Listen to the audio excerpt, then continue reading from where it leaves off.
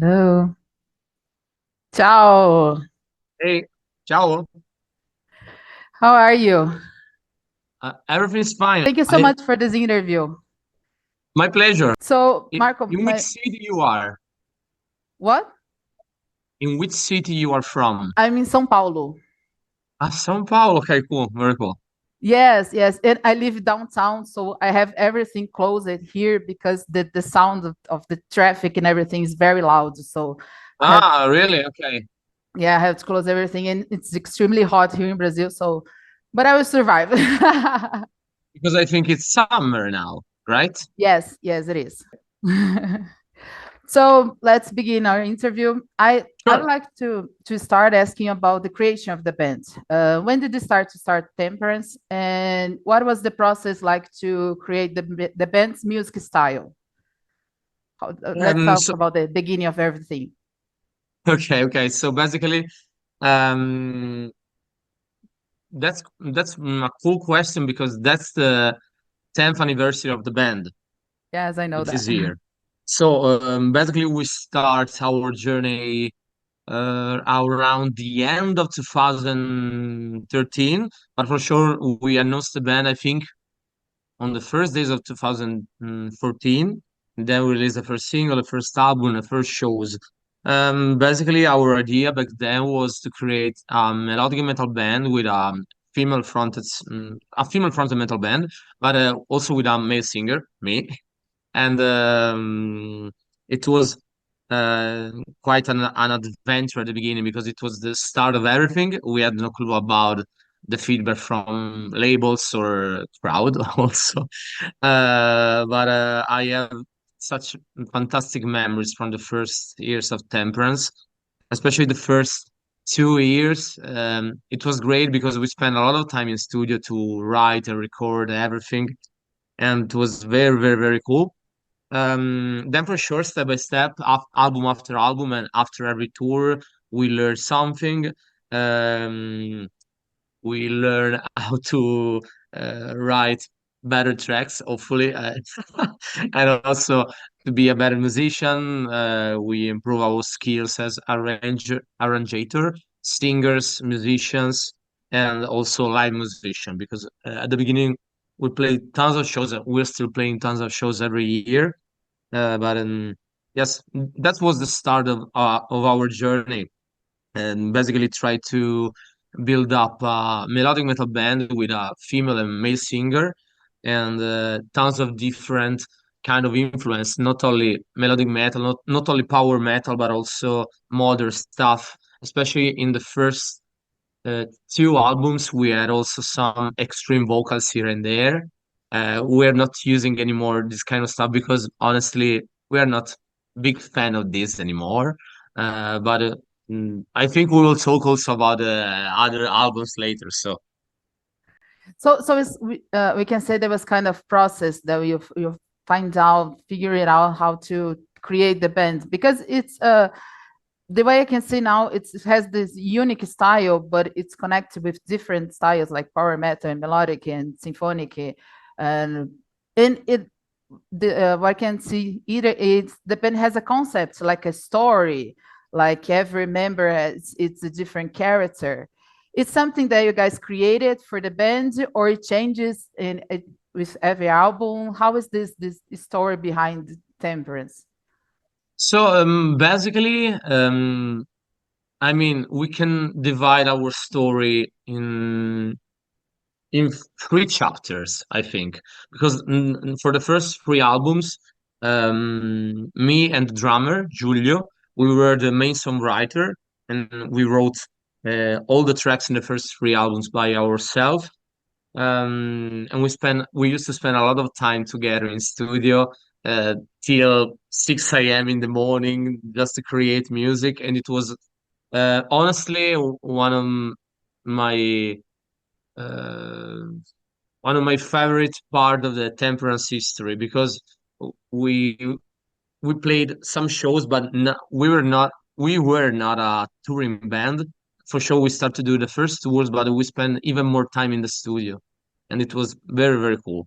But without a concept at all, and without any kind of rule to write music.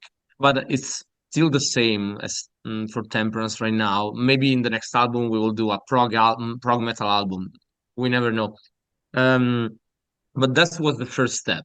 We, as I said before, with no rule at all.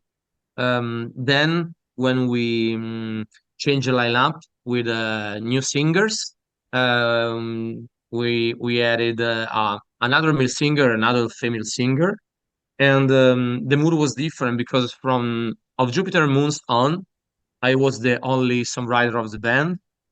Um, Michele, the other singer of Temperance, he wrote 2 or 3 songs during the years, but I was the main songwriter, and we we are going on the same kind of stuff at the first albums. I mean, with No Rule, for sure is melodic metal. So for us, the most important thing are the melodies in the choruses, for example.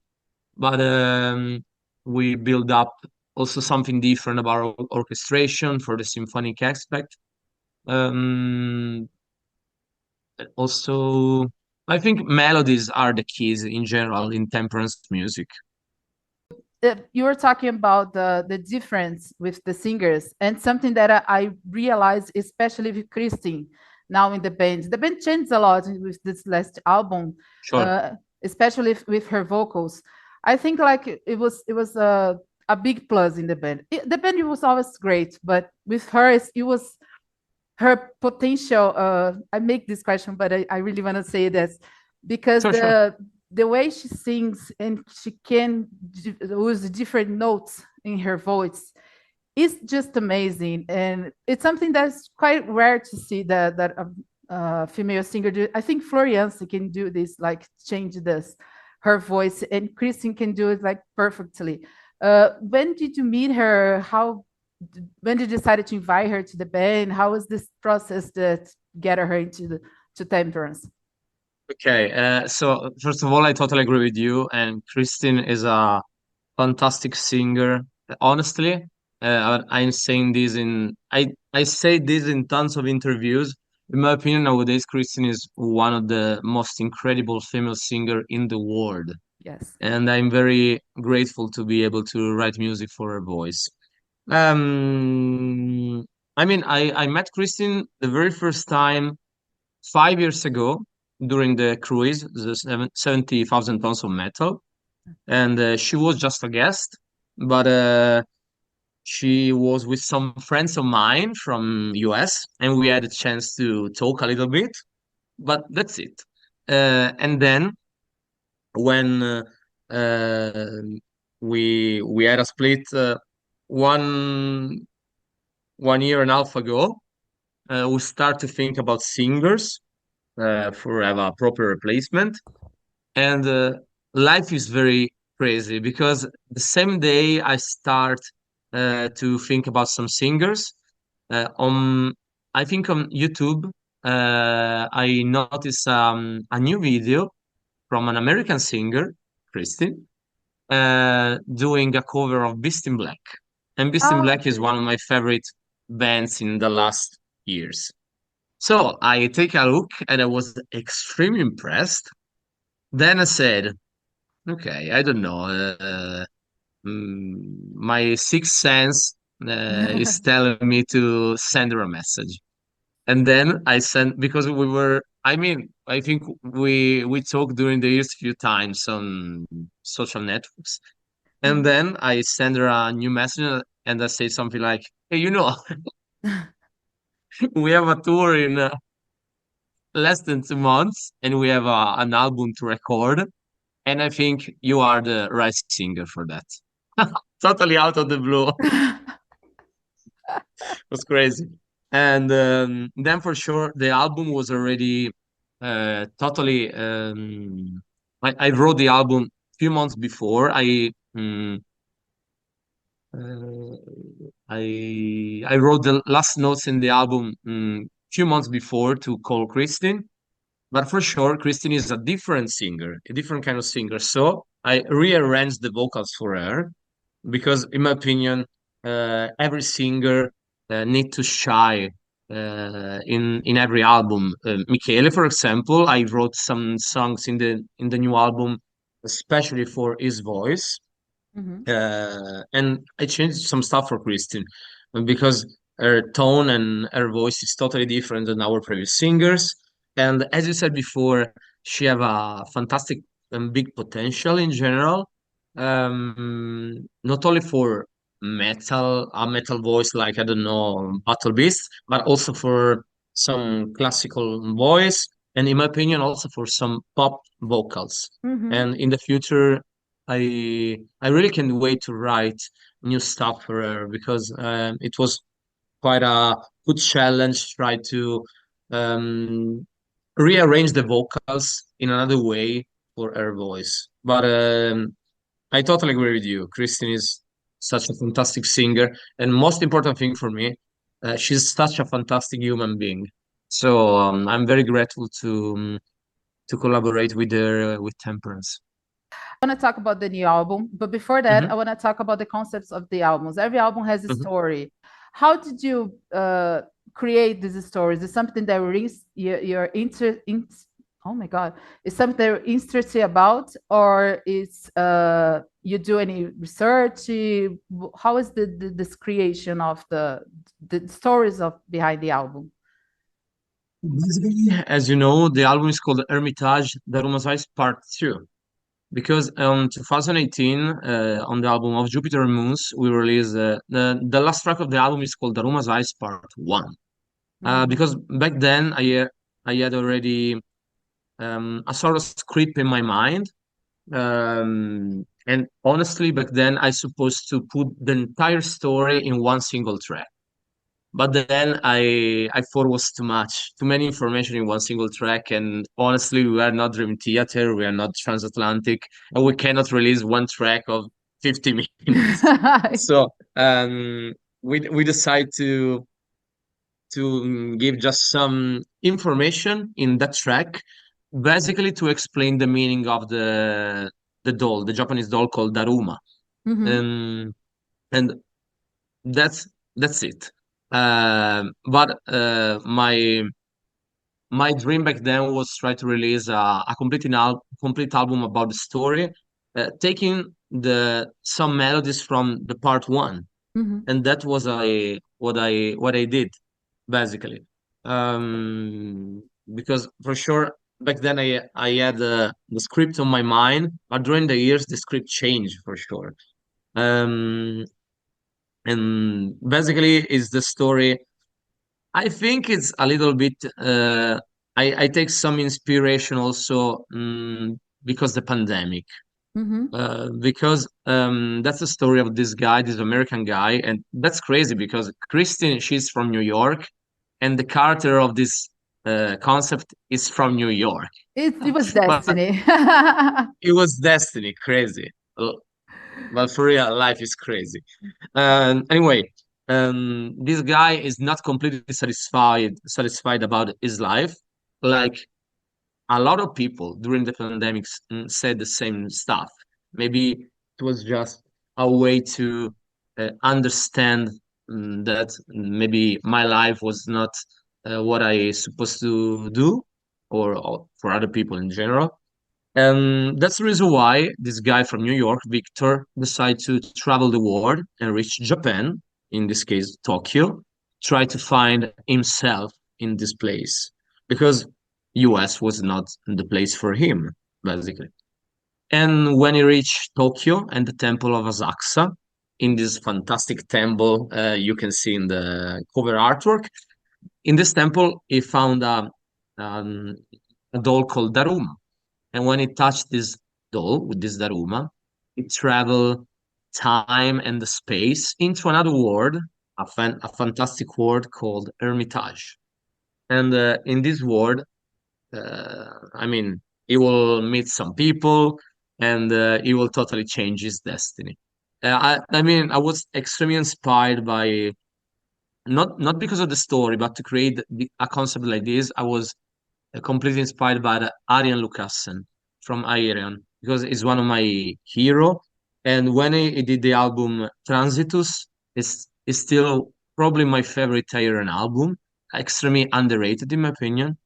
But I say to myself, I think it's time to do it, no matter if it's not the most smart thing to do nowadays with this fast food music.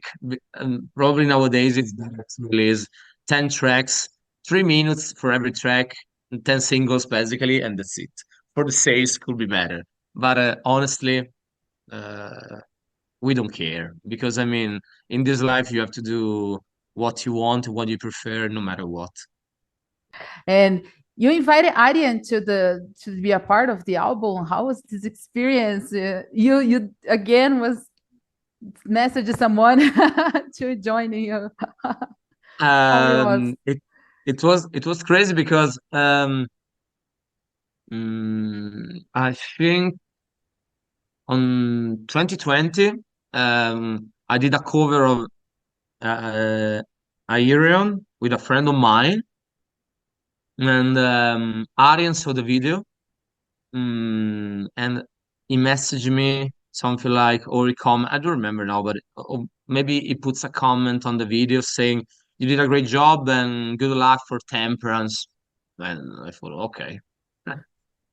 Then, um, exactly. Then when we start to build up this concept album, this new album, we thought, okay, it would be great to have a narrator because we have to explain some situation in the album because otherwise it would be a little bit complicated. And honestly, I'm not a big fan of narrator in the concept album because not, sometimes it's a little bit too much. But we thought that for this album, it was the right thing to do. So for sure, the first person in my list was Aryan.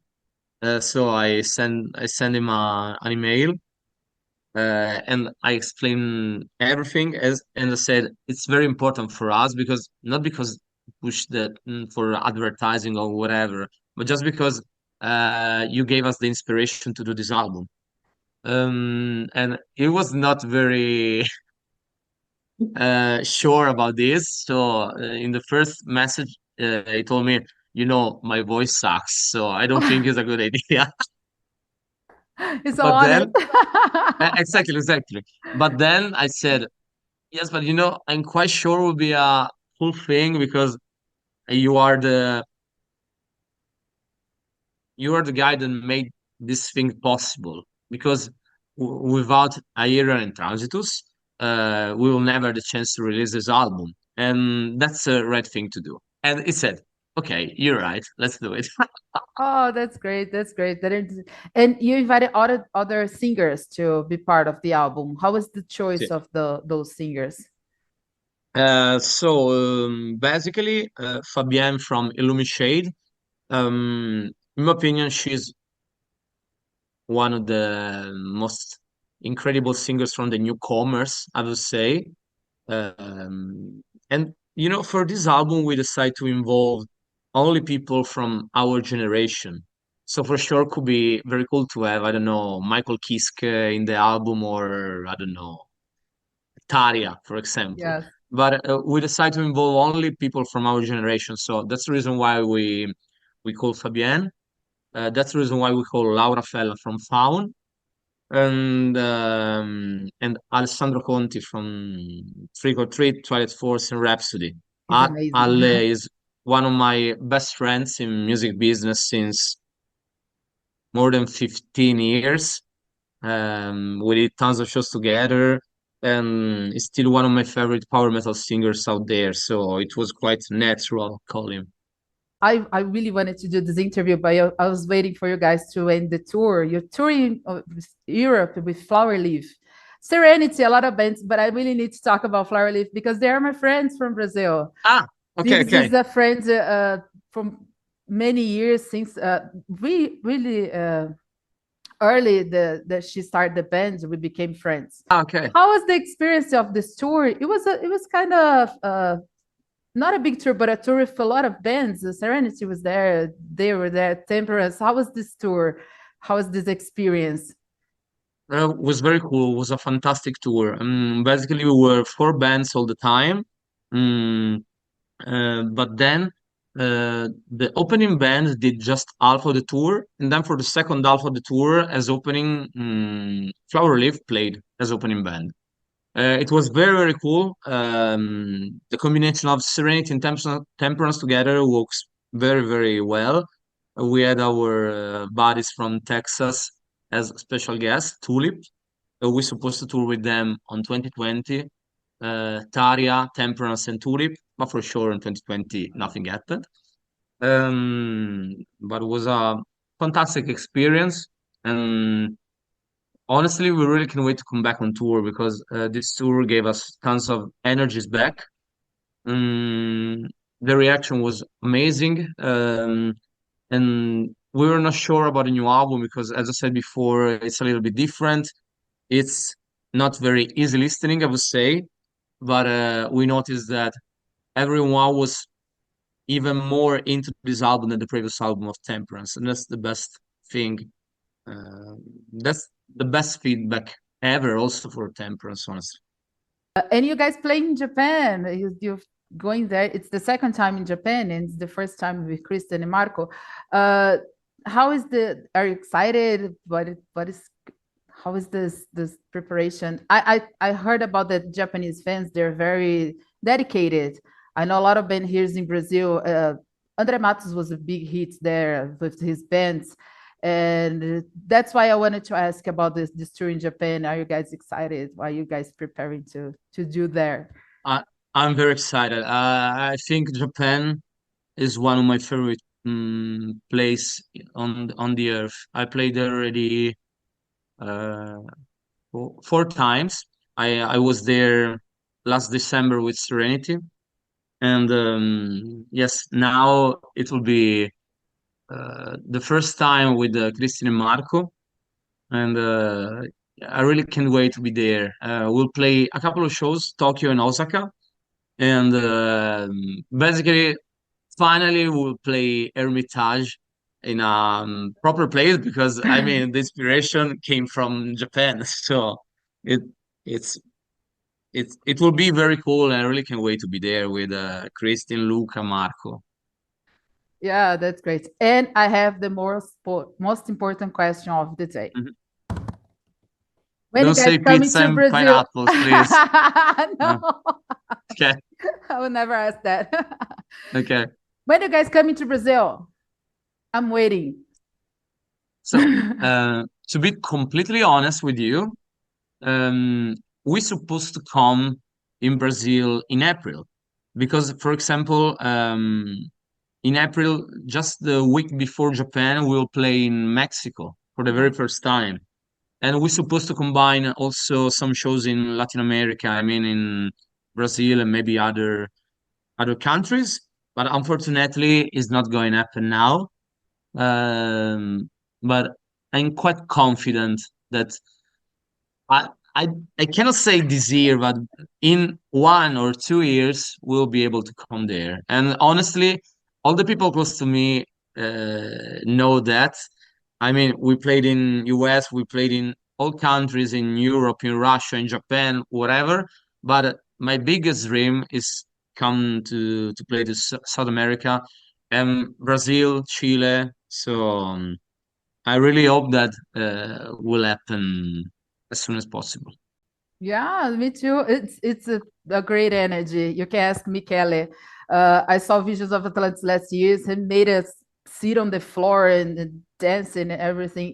It's a great place to play here in Sure. Brazil. Everyone told me the same. I really hope that you guys come soon. Maybe this year, maybe this next year. But please come to Brazil. Sure. And that was our interview. I really love it to talk to you. It was amazing. Sorry Thanks for for your time. the doorbell, but Oh, don't worry. Don't it worry. happens. It's the home Exactly. office life. It happens. But it was great to talk to you. I'm very happy. My And pleasure. I hope to see you soon. Hopefully will happen soon. Yeah, with temperance and serenity. Sure. Bye. Have a Ciao. good day. Bye. Ciao.